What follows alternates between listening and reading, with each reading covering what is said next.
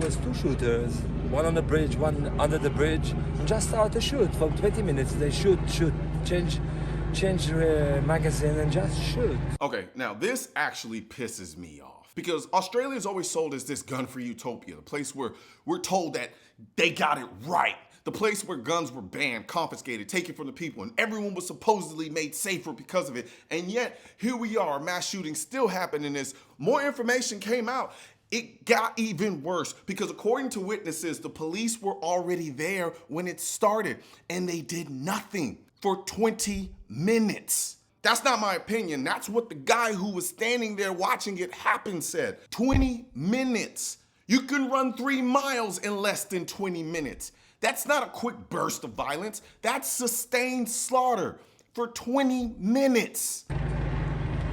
Simple as that. 20 minutes with 4 policemen there. Nobody give fire back. Nothing, like they are froze. Like for, it looked like 20 minutes. Like, and they shoot the guy change magazine. 4 cops right there.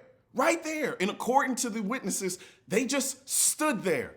Now listen to this part because it matters. I look at him all the time. I was doing my babies under me and I look at that and it's just rifle and a pistol and just shoot.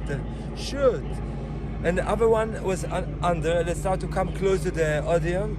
I think one of the people took his rifle and shoot him. That tells you everything. When someone is taking their time to slaughter people, it means they don't feel threatened. They don't feel pressure. They don't feel like anyone is about to stop them. And guess what? They were right, because nobody can carry in Australia. And here's the part that really makes this hard to watch. I said it in the other video. There were people close enough to record the shooters while they were firing. And it wasn't because they didn't care, and it wasn't because they were just desensitized, because they had no other option. So when this happened, all anyone could do was run, hide, or film. And when people you're forced to rely on for protection freeze, that's it. That's your only option. That's not a failure of bravery. That's a system that made its people defenseless. Now, I want to be very clear about something before anyone misunderstands this. This is not an FAFO. This is the opposite. FAFO is what happens when criminals think good people are weak and then find out that they're not. What happened here is what happens when good people are not allowed to force criminals to find out anything. They're disarmed. They're told to trust the government. They're told that they don't need the means to protect themselves. And when the moment comes, when real violence shows up, they're left waiting. That's why FAFO matters in places where people are allowed to carry, because this right here is what it looks like when they are not. And that's why I created the FAFO line. Not to be boisterous, not to show off, not to be braggadocious, but as a subtle, blatant reminder that we as law-abiding citizens, people who carry guns to protect themselves, are not just gonna sit around and be victims. No, we're not gonna trust our government to our safety. We know better than that. And that's why I created the line. That's why I created it in the hats, shirts, t-shirts, hoodies, you name it. We got it all, drinkware. And I'll provide a link in the description section of this video so you can go and check out shop.mrcolionnoir.com. We'll also have my favorite wireless Bluetooth in-ear hearing protection, the AKT1s, which I like to call the AirPods for shooters, because they give you 6-time hearing enhancement, have auto noise blocking, and protect your hearing, all while you can listen to music and take phone calls all at the same time. So hit the link in the description section of this video and check them out.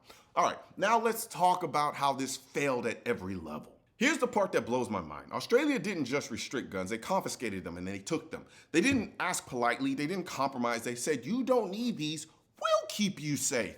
And then the moment came. Armed attackers showed up, civilians were disarmed, police were present, and according to the witnesses, they stood there for 20 minutes. And this isn't just one guy saying this either. Other people who were there are questioning this response as well. According to articles, there was another witness there who said one of my friends was at the festival and he said the police were just very underprepared to respond to this kind of threat. Underprepared?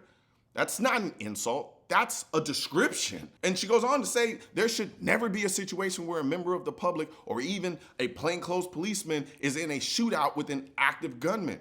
And she's right. There shouldn't be. But here's the problem.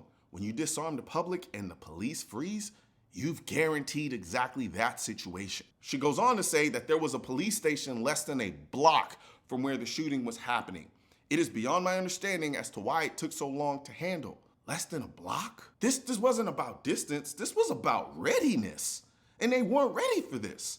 And that brings us back to the core issue. Australia created a fake sense of safety. I've said this before. Being safe and feeling safe are not the same thing. Being safe means you have the ability to stop a threat when it appears. You can fight back, you have agency. Feeling safe means you pass a law, take everyone's guns, and hope criminals follow the rules. Criminals don't. But when everyone around you is law-abiding and disarmed, you feel safe. The police feel safe too. And that's the problem. Because when you live in that fantasy long enough, you stop preparing for reality. And when reality shows up, it is a slaughter.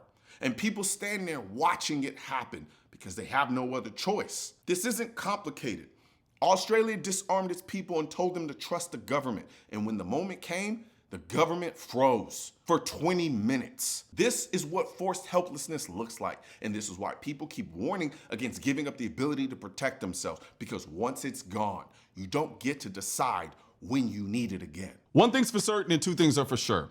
Politicians and tech giants don't want gun content to be recommended to you. And we're all fighting this culture war together. Now you can help do your part by liking, commenting, subscribing to the channel, but most importantly, sharing this video with at least one person. Together we can stop the suppression of our 2A rights. And don't forget to click the link in the description section of this video for the products that I mentioned in this video.